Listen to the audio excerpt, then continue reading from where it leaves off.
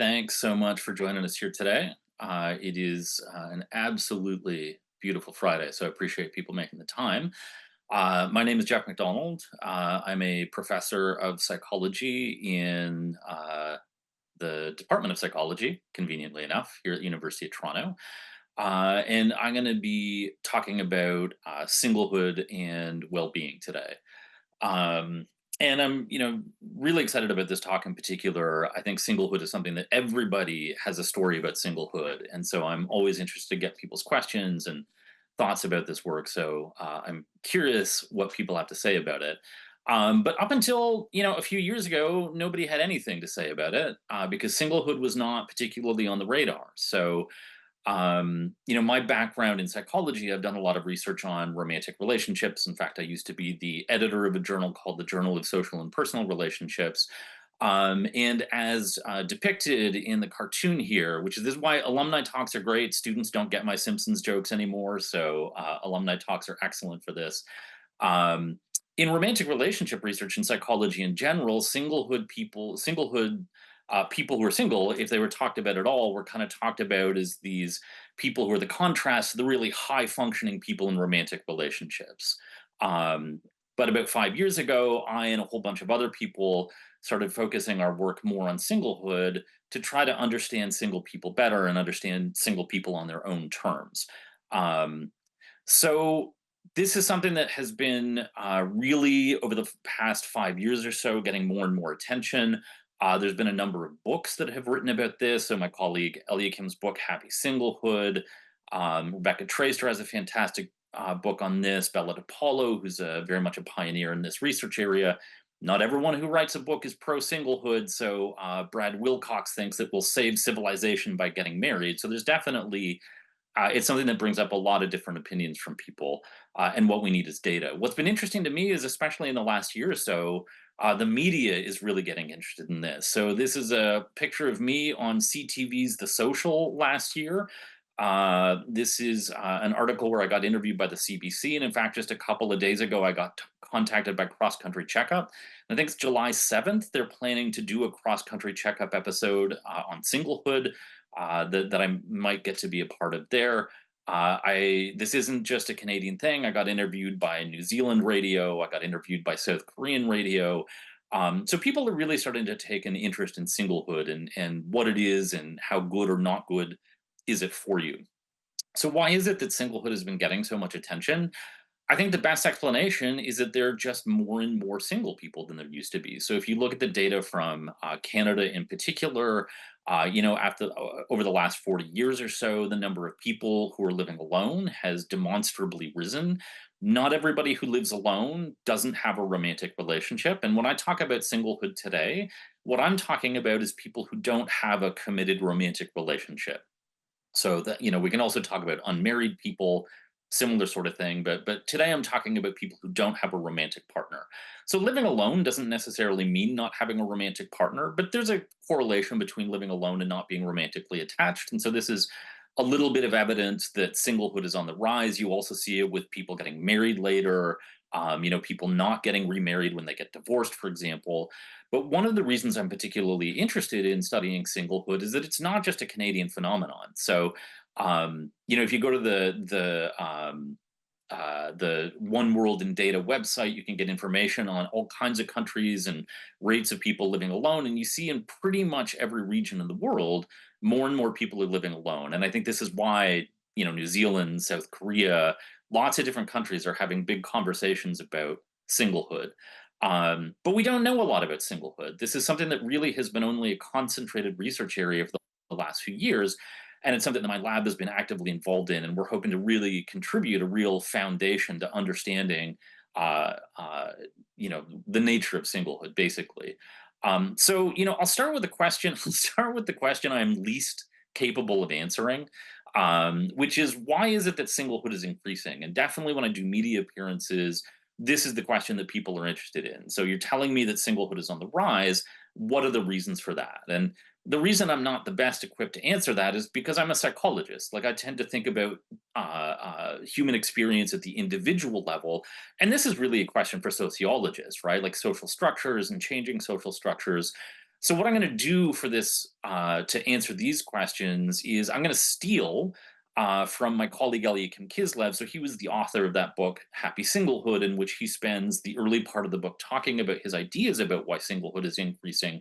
And I'm just going to borrow his thoughts here. But I mean, the punchline is we don't know, right? I mean, it's a very difficult question to answer. And so what we have is a lot of conjecture, but I can't give you like, here is the specific reason that it's happening. So some of the reasons that Eliakim suggests that singlehood is increasing is one because of economic uncertainty and instability. And so a lot of people, a romantic relationship isn't the first thing that they want to build in their life. They want to build a career, they want to build a stable financial foundation. And in an economic environment where, work is more precarious than it used to be, for example, people are having trouble getting those building blocks to a relationship set. Certainly here in Toronto, you hear young people talking about how hard it is to buy a house. Why would you want to plan to have a family if you don't even know what your living situation is going to be, right? So um, that's one factor that people have talked about. Another is that, one major thing that's changed over the last like 50, 75 years is more women in the workforce. And so I think there's a good argument to be made that for a long time, one of women's biggest incentives to get in a long term relationship is if men have more access to income than women, then that's one reason to get into a relationship. But as women have more access to their own income, that's one less reason to get married, right? So there's a little bit less incentive there. What some people, like sociologist Akiko Yoshida, have proposed too is that our norms around dating have not necessarily caught up to the new realities, right? So, for example, a lot of men still expect their female partners, if they're interested in dating women, to take the majority of the housework, which maybe worked okay. We can have a debate about that when women weren't working. But when both partners are working the same number of hours and you're expecting women to take care of the house more, then there's going to be more difficulty finding relationships that people are happy with. Akiko also argues that women have not necessarily adjusted their expectations for men's salaries. So one of the things that on average women like is a man who makes more money than they do if they're interested in dating men. And when women are making more money themselves, there's a smaller and smaller pool of men who make more money than they do, right? So her idea is that slowly norms are changing, and I think eventually the idea is that people will adjust to these new conditions, but they haven't yet. And so there's just a smaller pool of partners that people are potentially interested in. It's been argued that the decline of religion in a whole bunch of different societies has led to less norms around leading people to marriage. That might have something to do with it. And also that a whole bunch of different societies now value independence and autonomy more than they used to. And that's something that you can find more in singlehood than you can in a committed relationship. And so maybe that has something to do with it. So again, these are just ideas. Some have more or less data behind them, but I can't give you, here is specifically the idea or the combination of ideas that can best explain it. Okay, so then let's address the question of whether romantic relationships actually make people happy. So, if you look at Hallmark romance movies as your source of data, for example, clearly you would come to the conclusion that you are miserable if you are not in a romantic relationship. And if you do find a romantic relationship, you will be ecstatic, and it is getting into the romantic relationship that does cause you to be happier. And certainly, if you read the work of Bella DePaulo, for example, this is where, I think one thing that happened with the rise of single people is that there was also a rise of single people who didn't feel like romantic relationships made their life better, who were very happy as single people and wanted to push back against this idea that it's a romantic relationship that you absolutely need in your life in order to make you happier. So this is more my ballpark. This is more in the psychology and well-being kind of field of play. And so here's where, my lab has contributed some data, and I think that we don't have a perfect understanding of this, but we're getting a better understanding. So um, the first thing to say here is that there's lots of data that says if you just take the average person in a romantic relationship and you compare them to the average person who is single, the average person in a romantic relationship is higher in well being, that people in relationships tend to be happier. Okay, and I don't think that anybody disputes that. Lots of data on that. That's not an issue that's in question. But the question then is what explains this relationship? And so certainly, if you look at people like Brad Wilcox, the guy who wrote the book, saying that civilization will fall in on itself if people don't get married, they come with the assumption that this relationship is here because being in a relationship makes you happier. So is that the case? Um, well, partly, right? And so one of the issues with this is it's a difficult thing to study. That if you want to ask the question of specifically just going from single to being in a relationship lead people to be happier, it's tricky research to do because what you have to do is you have to get a big sample of single people and follow them long enough and hope enough of them eventually get into a romantic relationship. So we did one of these studies in my lab. We got about 4,000 single people, and then we checked back in with them 6 months later. And about 350, 400 of them had gotten into a romantic relationship. So it's tricky research to do. It's not easy to get that kind of data. But a few studies like this have been done. Yanina Bueller did a summary of the studies that had been done not that long ago. And it does look like people who get into romantic relationships do experience increases in well-being.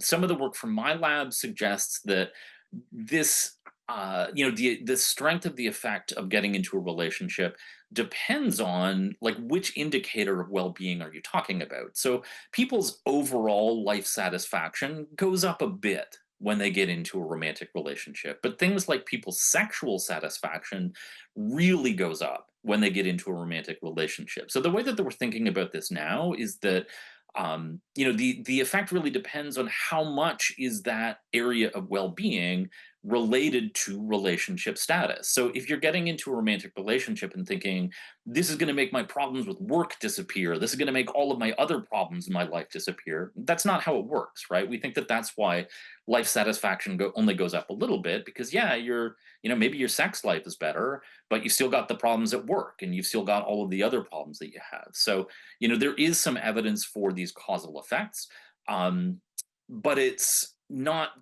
evidence that your life is going to completely change. It means that the parts of your life that are most tied to your relationship are more likely to change. The other thing about this research too is that you can't randomly assign people to be in a relationship, right? And so there's lots of people, and this has come through in all of the singlehood research, who say, one of my primary one of the things that's most important to me is having time for solitude, for example. We can't say that people like that who get randomly assigned into a relationship would actually be happier, right? So this is an effect that only applies to the people who, for whatever reason, are motivated to get into a relationship. But the data do seem pretty clear that for the people who, for whatever reason, do start a romantic relationship, their well being does seem to increase. But that doesn't explain 100% of the effect. That there is another part of the effect, which is selection effects. And so what that means is that people who are happier in the first place are more likely to get into a relationship. So it's not just that getting into a relationship makes you happier.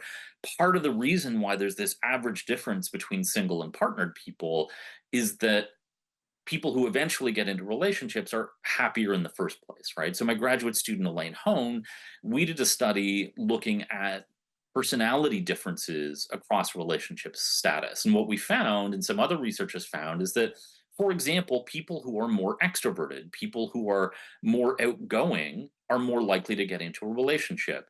This makes sense. Extroverted people like to socialize more. It creates more opportunities for meeting people and getting into relationships.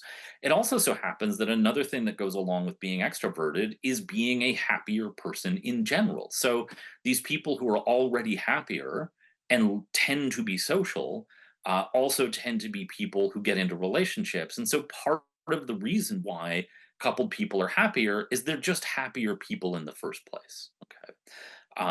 So it's not 100% about getting into a relationship makes people happier, but at the same time, I feel like there's some pretty strong arguments in the singlehood space where they're trying to argue, you've kind of been fooled into thinking relationships make you happier. That's just a societal message that's, just hallmark, getting into your brain.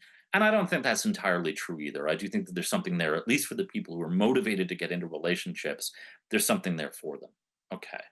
But another thing that's been really important about doing this work on singlehood is that it's not all or nothing, right? It's not like all people in relationships are happy and all people who are single are miserable. So, one of the focuses that we've had in our lab is to look at the differences within the group. So, within single people, who are the more versus less happy single people? And so, research, for example, by Lisa Walsh at UCLA, even though the average person in a relationship is happier than the average person who is single, there are some single people who are just as happy as the happiest coupled people, right? So she kind of separated this up into like 10 different bands of well-being, and in that absolute top band there are definitely single people. Now there's about 1/6 as many single people as there are people in relationships, but it just says that it's not 100% a requirement that you have a romantic relationship to be even at the very top of the well-being scale.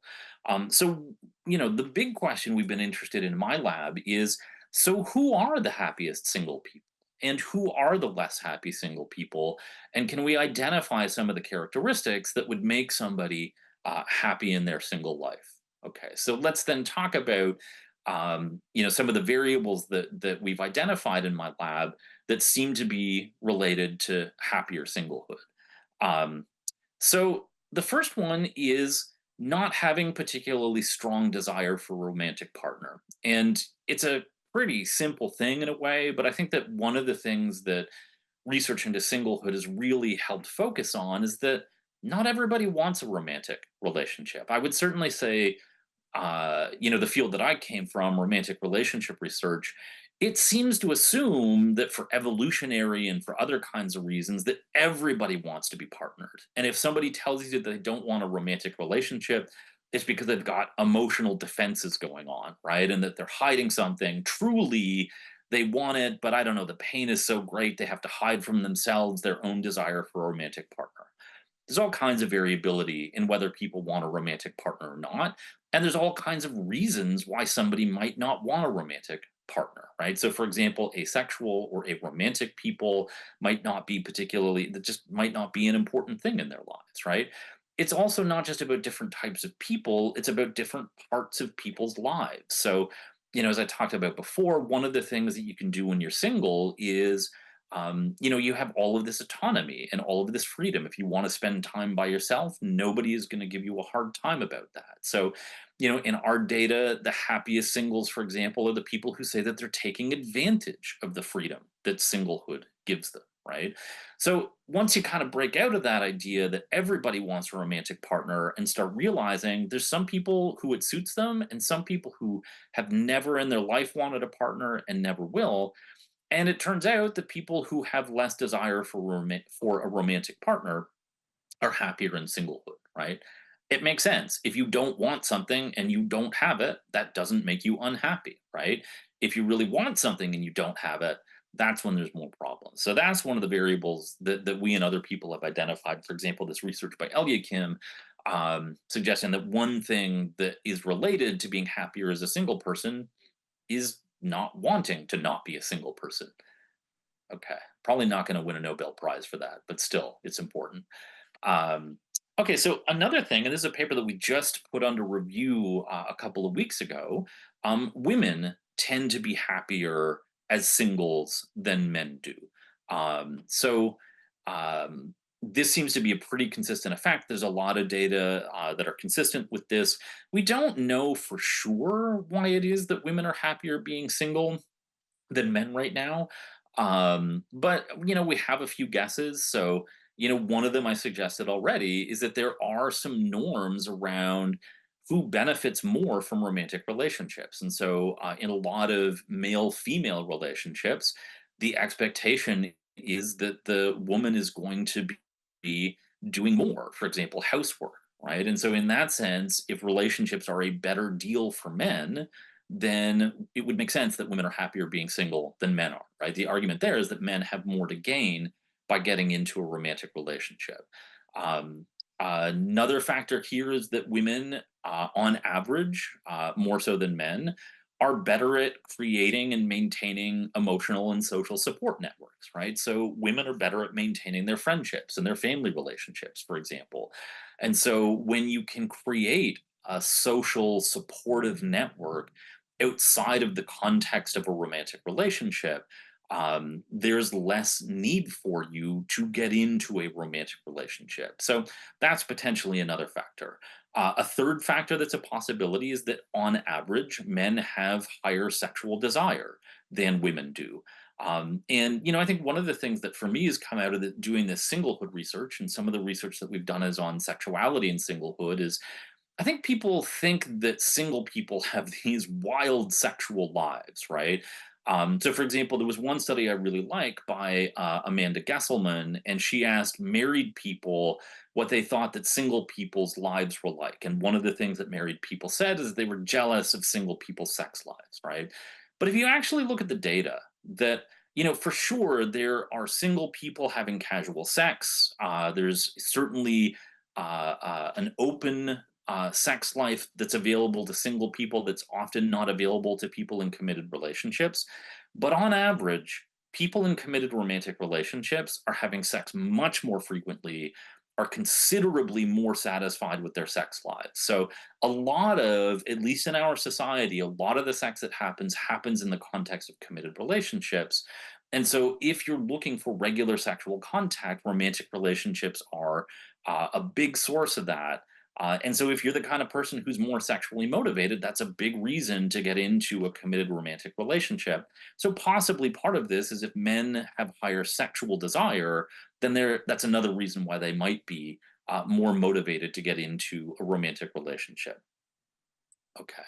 Um, now, one of the things I found when I do media interviews, and I got to be honest, I'm very ambivalent about doing media interviews for a lot of reasons. But one of the things that they're really interested in is they want to know what's surprising or unexpected, right? And so for me as a researcher, I kind of take affront to this a little bit because I'm like, research is not a game of peekaboo. Like things are still true if they're not surprising, and sometimes they're really important even if they're not surprising. But if I have to pick something, and I got asked this in the South Korea interview and I didn't have a good answer, and so I'm going to remember this in the future. I'd say the most surprising thing that I have to tell you today is that if you want to know who the happier singles are based on age, it's people who are older than 40.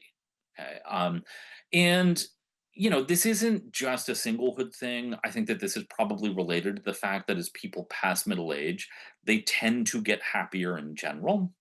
And so, some things happen like when you have less energy, you can be less neurotic. There's less energy to get worried about things, right? People also, as they get older, tend to take more of a short term focus and instead of worrying about the long term, enjoy the things that are, available to them in the short term. I think another thing that people do better as they get older is you learn about yourself, you understand who you are, and you make better choices about selecting yourself into situations that suit you. And so here's where I think there's sort of like a singlehood specific reason as to why getting older is related to being happier as a single person is I think to a large degree the people who want to be in romantic relationships have filtered themselves into those relationships by midlife. And the people who realize that being single is the best option for them have realized that and they're building single lives that make them happy. So it is true that as people get past 40, if they're single, they're happier about being single. It's also true for people who are in romantic relationships. As they pass 40, they get happier about being in a romantic relationship. So there's just something about midlife where people start to make peace with who they are and their circumstances and they get happier with it. I could see some people thinking like, well, I could see most people being happier as they get older, but surely, single people would be lonely and desperate and blah blah blah. And the data just don't suggest that single people are an exception here. It looks like single people also get happier about their single lives as they get older. Okay. Um, Another factor that's related to well-being and singlehood is having good social connections outside of a romantic relationship. And so this is something that gets talked about in the singlehood literature a lot is I think that there are some societal ideas that the only place where you can fulfill your needs is in a romantic relationship. Um, But if you break down what people get out of a romantic relationship, there's another argument which says that just about everything that you can get in a romantic relationship can also be had outside of romantic relationships. And so, for example, when it comes to the kind of emotional support or social support that we were talking about before, yes, romantic partners can be great sources of that kind of stuff. Sometimes romantic partners are not great sources of that kind of stuff. But friends can also provide that kind of emotional support, that social support. They can help you move. They can, give you advice, that kind of thing. And so people who have better relationships with their friends tend to be happier with singlehood. It's also true that people who have better relationships with their family tend to be happier about singlehood as well. Now, family is a little bit of a double-edged sword here. So it is true that on average, single people who have better relationships with their family are happier with their life overall. But we also have some data that shows some ambivalence when it comes to family relationships. So, for example, well, I'll put it this way, right? That like family can be a bit of a double-edged sword when you're a single person. So, for example, we're conducting some research right now. I have a fantastic honor student who we're collecting some data in China. And what we're finding in these data is that, on the one hand, for our Chinese participants, when they feel more connected to their family, on the one hand, it's really good because that provides a social outlet, that provides social support and emotional support, and it reduces, on the one hand, people's desire to be in a romantic relationship because they're getting social and emotional needs met in part through their family. But if anyone is going to give you a hard time about being single, if anyone is going to pressure you to get into a relationship and plan to have kids and that kind of thing, it's often family, right? And so that's what we're finding in our Chinese data. And I suspect when we test this other places, we're going to find exactly the same thing, is that, yeah, having good family relationships takes the edge off of wanting to be in a relationship because you've got someone you're connecting with, but it also makes people want to get into a relationship more to satisfy this pressure. And in the Chinese context in particular, there's a concept called filial piety, which is a sense of duty to your family. And so that's why we're studying in the Chinese context, is there's a particular established cultural social phenomenon there, this filial piety. And so these participants who feel this filial piety towards their parents, it leads a sense of obligation to carry on the family line, to get married, to have kids, that kind of thing. But again, we don't think that this is just a Chinese thing. I mean, just about everybody who I talk to talks about how, yeah, look, it's great to be able to pick up the phone and call your parents. But part of that conversation might well be somebody giving you a hard time about being single. Even with the friendship data, so my colleague Yuthika Gurme, who's at Simon Fraser University, finds that, for example, having more single friends in particular is related to more well-being for single people. And so, I think that part of that is going to be that you just get a sense that it's more normal to be single, right? You don't have the sense of being more of an outsider. Whereas if you have a lot of couple friends, you might often be playing the role of the third wheel. I think a lot of people who don't have kids talk about having friends who have kids, and the conversations and the relationships totally change. So even when it comes to good friendships, having single friends in particular, having cues that it's okay to be single, right? That it's normal, it's acceptable, that you fit in by being single. That seems to help people. Okay. Kind of alluded to this one already, but sexual satisfaction. Singles who are more sexually satisfied tend to be happier with being single. So, when I was talking about before, and this is one of the models that I take to this kind of research, is that if you're trying to understand whether somebody wants to stay single or get into a romantic relationship, I find one good way to think about it is, well, what are all of the needs that you get met in a romantic relationship? And how much are you as a single person satisfying those needs without the need for that kind of committed relationship? And, friends and family are great. They can provide emotional support, they provide, practical support, but those are not sexual relationships, right? And so, the sexual domain we found is another sort of separate factor that leads people to be more or less satisfied with singlehood. And so people who are satisfying their sexual needs. Now, as I said, it's perhaps a little bit less Sex in the City than people think it is. It's about, in our data, about 30% of singles are sexually active, and so it is not the majority. And by sexually active, I mean that they've had sex with another person within the last month. But those who are more sexually satisfied are more likely to be satisfied with being single. They say that they're less interested in a partner. Now, mind you, what we found in a couple of studies is that even though the more sexually satisfied singles say, I'm less interested in being in a relationship, if you actually do track them over time, they're more likely to end up getting into a relationship. So we don't know why that is necessarily. Why is it that the more sexually satisfied singles, even though they say they don't want a relationship, end up getting into one? My best guess is some work that I did with a former student of mine, Sam Joel, who's now a prof at Western, and we developed an idea that we call the progression bias. And the idea behind the progression bias is that relationships are kind of sticky, right? That once you start hanging around somebody, even if it just starts out as like a casual sex thing or a friends with benefits thing, that people catch feelings relatively easily. That's for reasons I won't go to in depth, but we think that that's just something that happens to people where it's pretty easy. It's easier to catch feelings than people think that it is. And so that's what we suspect is that these people, they're single, they have an uncommitted, like friend with benefits or something like that, but eventually it's easy just to, what, I'm here so often, I'm going to leave a pair of pajamas, and next thing you know, you're leaving a whole bag and your toothbrush and all that, and next thing you know, you're staying there 5 days a week, so you might as well move in, right? That's kind of the idea that relationships, even casual ones, develop this kind of gravity, and maybe that's why sexually satisfied singles are less likely to actually stay single. But while they're single, the happier they are with their sex lives, the happier they are about being single. Okay.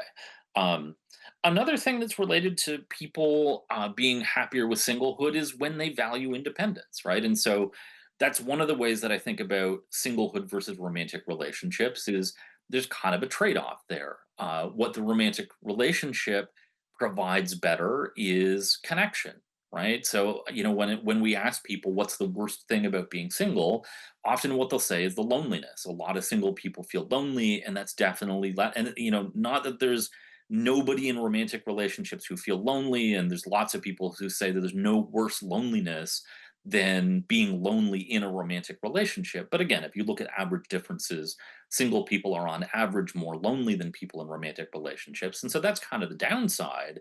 But the upside is all of the freedom and autonomy, right? Eat whatever you want to eat. You want to leave dishes in the sink, nobody is going to give you a hard time for it. You want to, go to the action movie, you can choose whatever you want, right? And so maybe not surprisingly, then people who really value independence are the type who are more likely to enjoy singlehood.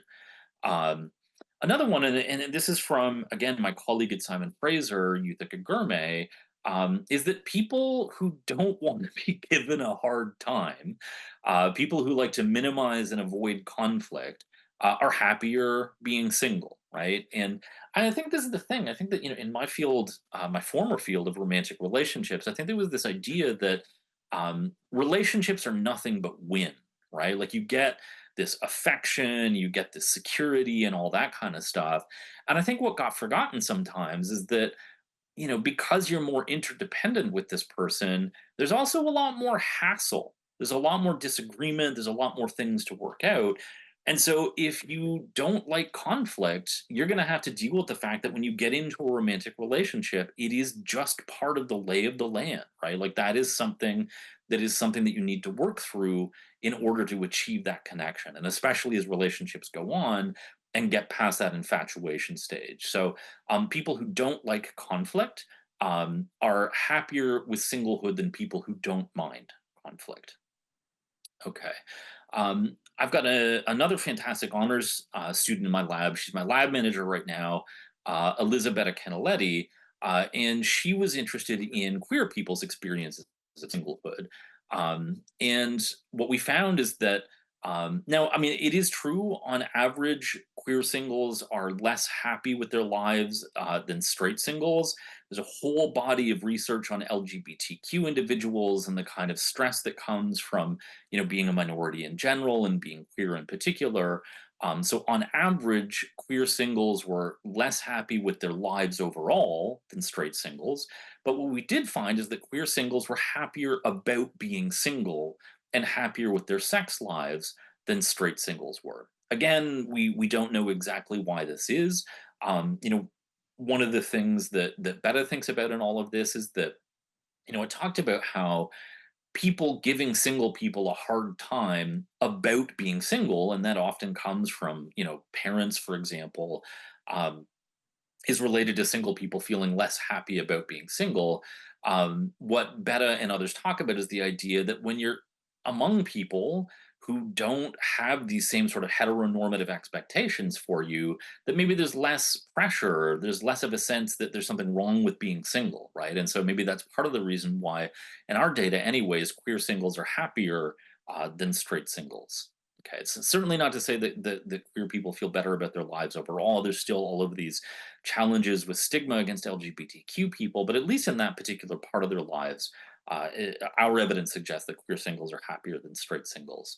Um, and the last thing I'll talk about in terms of who are the happier singles, and then we'll start the Q&A, is people who are higher in secure attachment. And so, I've literally taught entire courses about attachment. I could go on and on about this. I mean, in a nutshell, what attachment theory talks about is the idea that the the people who relate best to other people, they have two basic beliefs about themselves and the world. And these basic beliefs are that they're a lovable person and that they can trust other people. And so people who have this attitude, this belief that they are lovable and others can be trusted, they do better in all kinds of relationships. These are people who are really good at regulating their emotions. They're really good at, sort of letting themselves feel what they need to feel, staying calm overall, opening up to other people because they trust other people, feel like other people are going to accept them.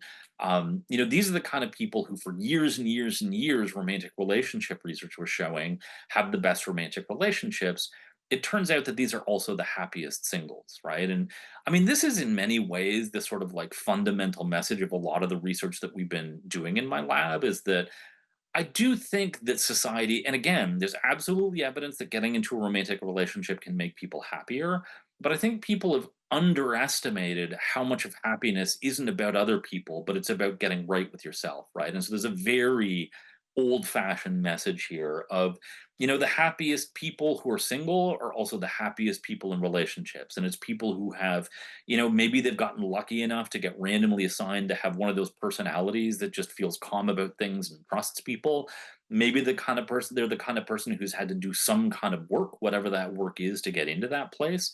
But yeah, these people who are more comfortable with themselves and who feel better about connecting to other people are happier with being single.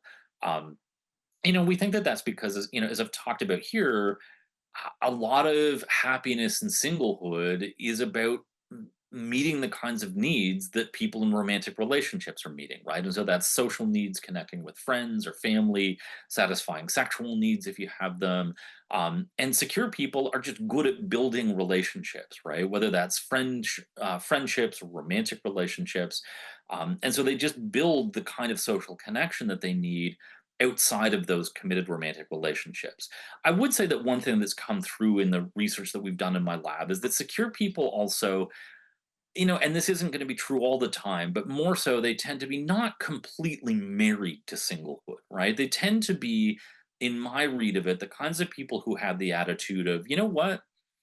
If someone came along and wanted to date me and they legitimately make my life better, my heart is open to that. But I'm also doing a really good job of taking care of myself. I'm happy. I have things I'm interested in. And so I'm not going to settle for someone just for the sake of being in a relationship. Right. And so that's my sense is that if you want to get a picture of like who are the singles who have the absolute highest levels of well being, it's singles who have that kind of attitude and that kind of approach. Right now, I mean, that's not to say that there are singles out there who have no interest in romantic relationships and who aren't also happy and have good lives. There's all kinds of different ways of being single. But yeah, it's definitely these, or it's certainly these secure people who in our data seem to be the happiest with their singlehood. Um, so that's all of my thoughts on singlehood. And again, I appreciate your attention on such a beautiful day. Really curious to see what questions people might have.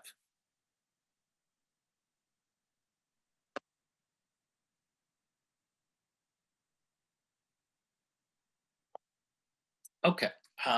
So first question here. I was introduced to relationships and attachment in your course a number of years ago. Oh, and you came back for more. Um, okay. And I am now a therapist specializing in relationships. Just wanted to comment that your course sparked my interest in working with relationships all those years ago. Ah, thank you. It's nice to hear that I've had lasting effects that are something other than negative. So I appreciate that. Yeah, I hope your practice is going well. That's really challenging work.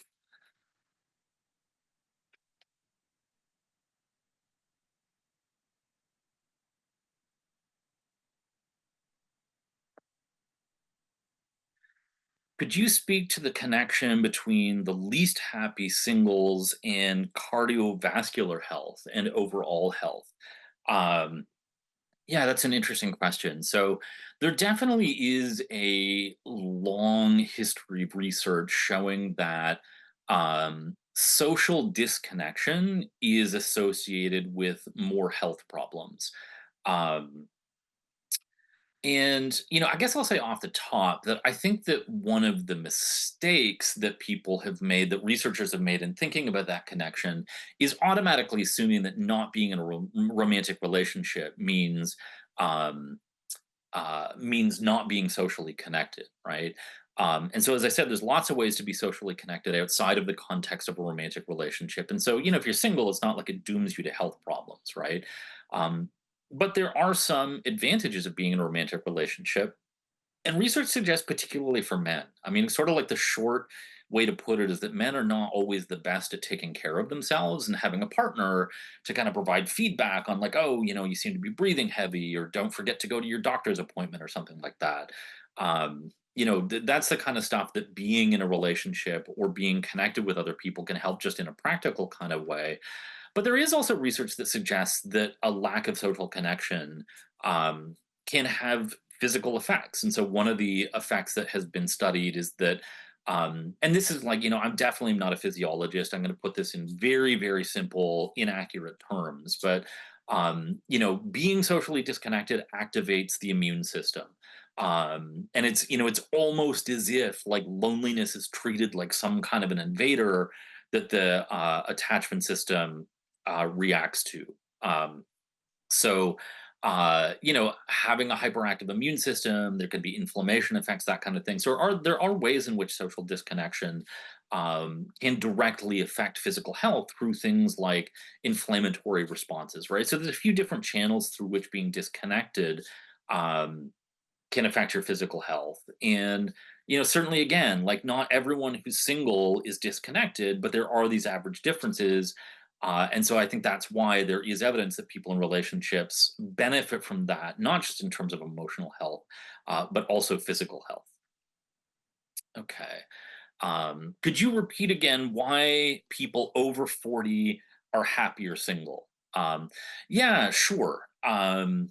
So, I mean, the short answer is that I don't know, right? And so, like in general, I would say the point that we're at in singlehood research is it's a lot of descriptive research, right? We're kind of just describing what the situation is, and we don't necessarily have a lot of definitive answers as to why we get the effects that we do.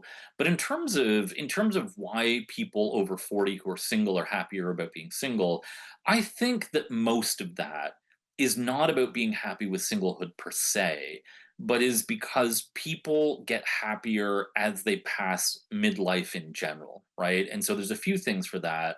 One of them is that as people get older, when you're 20 years old, you've got to think like 40, 50 years down the line, right? You've got to be planning your life out in the long term. And when you have that big of a horizon in front of you, there's a lot of threats and problems that could come with that, right? And so people get anxious when they think in that kind of a time frame.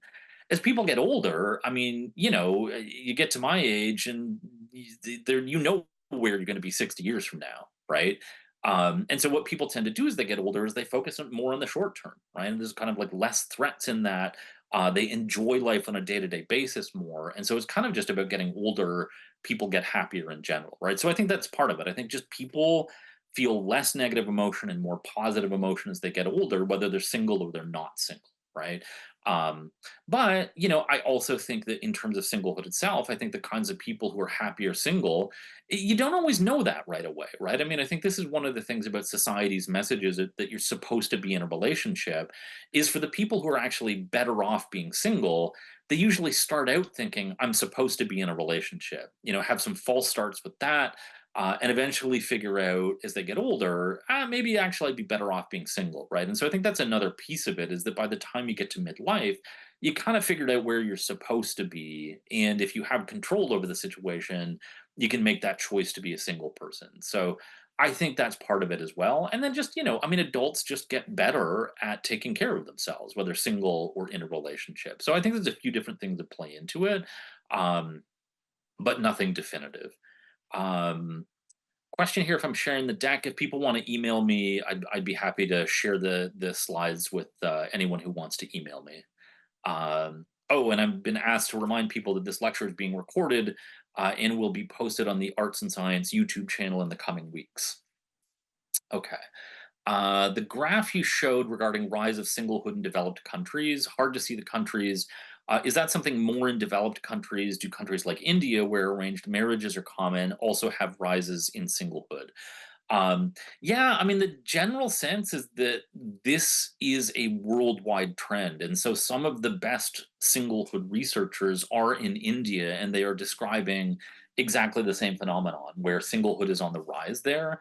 I think that that's why, when trying to think about why singlehood is increasing, it really does seem to be a global, worldwide phenomenon. We need to be thinking in terms of like what kinds of things are happening to everyone in the world at the same time, right? And so that's why, me personally, I tend to be persuaded by these kinds of economic structural kinds of explanations, because I do think that there are worldwide changes in the economy sparked by things like technology. As I said, there's a website called One World in Data. They have figures, easy to access figures there on percentage of people living alone. And so if there's particular countries that you're interested in, you can just go to the One World in Data website and find whatever countries you're interested in there. Um, can I type the name of the books that I recommended? Not while I'm speaking. But again, if anybody wants to email me for these books that I was talking about earlier, feel free to email me, and I can send you I can send you some of those books. Um, does having children have any effect for single versus coupled? Um, Also asking something there about gay versus straight. I'm not quite getting that part of the question, but I'll answer the question of, does having children have any effect for single versus coupled? It's a great question. It is an under-researched question. It is one of the fun but frustrating things about studying singlehood. Are there's some very basic questions like this that haven't been addressed yet. We looked at it a little bit. So we had one data set where we did ask people whether they have children or not. The hypothesis makes sense. I mean, if people have kind of checked the box of having children, maybe they have that much less need for a romantic relationship. We didn't find any differences between singles who have children versus don't have children in terms of desire for a partner, satisfaction with singlehood, that kind of thing. I We didn't explore those data to my satisfaction. I think we would need to look at it in a fine grained way, but the initial data that we analyzed suggested no. But I don't think that that's definitive. Yeah, it's a really good question. Okay. Is romantic connection fundamentally different from non-romantic connection? And the question is asked in terms of health. I mean, I think I'm going to take the health part out of it, because I think that the key to this question is in the first part of it. So the question is romantic connection fundamentally different from non-romantic connection? Um, and I think the thing that we think about the most in relationship science, in terms of what differentiates different relationships, is the level of intimacy that those relationships have. And so, on average, romantic relationships are higher in their level of intimacy. And the thing about, basically more intimate relationships have sort of like more risk and more reward, right? Like more intimate relationships have more conflict to them. And so if you have a difficult, stressful romantic relationship, data is definitely suggested that's harder than being single, right? But if you have that higher level of intimacy and you're a high functioning couple, that brings more social reward to it, that brings more connection. So I would say that romantic relationships have more potential for health benefits and also more potential for health risks. It's just that with romantic relationships, and not everyone can do this under all circumstances, but one of the structural features of romantic relationships is that you can select yourself out of them, right? You can leave, you can unilaterally choose to leave a romantic relationship. You can't unilaterally choose to get into a romantic relationship. And so when romantic relationships are causing people trouble, it's easier to get out of them than when singlehood is causing you trouble. It's harder to get out of. So I think it's that level of intimacy that fundamentally distinguishes romantic relationships from other kinds of relationships. But having said that, some people have very intimate friendships and some people have very unintimate romantic partners. So it's not a one size fits all kind of thing. Okay. From an anthropological standpoint, are humans serial monogamists? So, I mean, my answer to the question of whether humans are monogamous is that humans are both monogamous and not monogamous.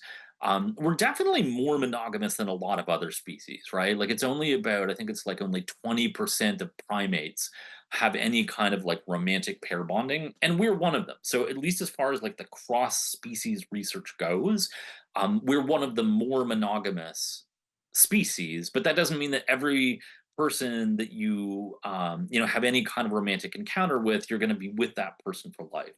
So my answer to this is always like it's both, right? So on the one hand, we have an attachment system and it motivates you to look for safe, close attachments. And it's just easier to maintain trust with a relatively small number of people. And it's easiest to maintain trust in a relationship with one specific person. There's just fewer bonds in a connection between two people that can be broken or harmed than if you've got relationships with like multiple people, right? So I think that there's one part of us that looks for safety and security and does that by trying to have a special connection with like, often one person. But the thing is that we also have a sexual system, and the sexual system is triggered to a certain extent by variety, right? And so, this is where I think that a lot of people have kind of an inner conflict. There's one part of them that would like to have just one person, and there's another part of them that would like to have multiple people. And different people have that level of motivation of each of those parts of them to different extents.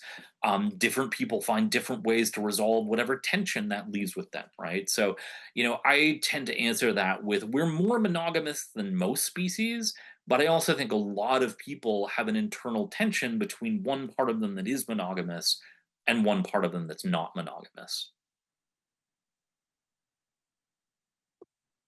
Okay. Um, is the research comparing the happiness of people in non-monogamous relationships to single or monogamous people? There is research on non-monogamous people compared to monogamous people. On average, there's no differences in terms of how satisfied people are with those relationships.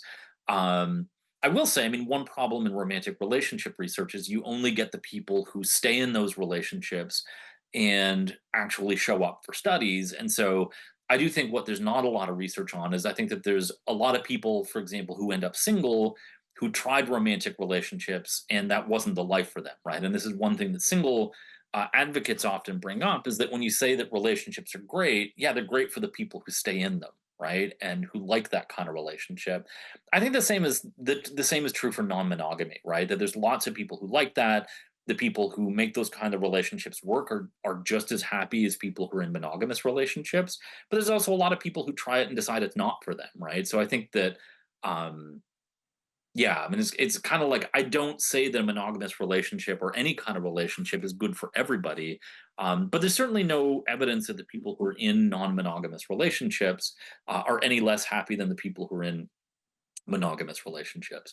All of these questions are opening like Pandora's boxes that I literally could go on 45-minute rants about. This is a challenge for me, um, to try to keep this brief. Interesting questions, though.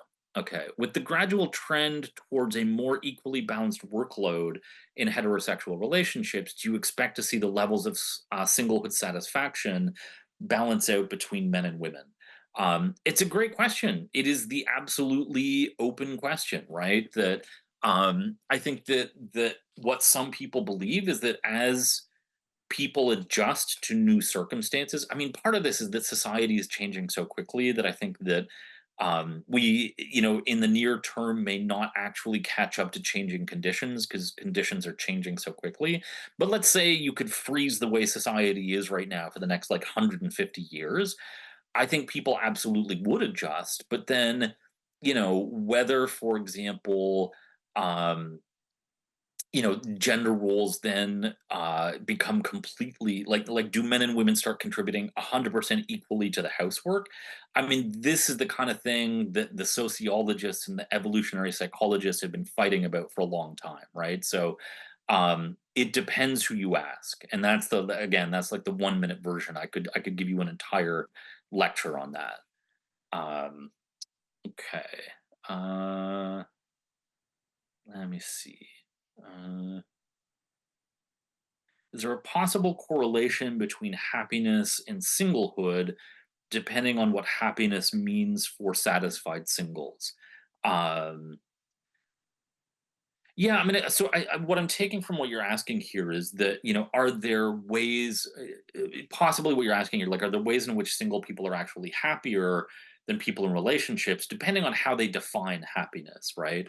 Um, so I may not be getting your question spot on, but I guess what I would say from my frame of reference is that I think that there's a couple of things that we haven't done very well in singlehood research so far. So what we have done is we've asked the question: are people in relationships happier than people who are in relationships? But there's different ways to define well-being, right? So some people say that having a sense of meaning is different than being happy, right? And I think there's a lot of single people who would say, look, I get a lot of meaning out of my work, for example, right?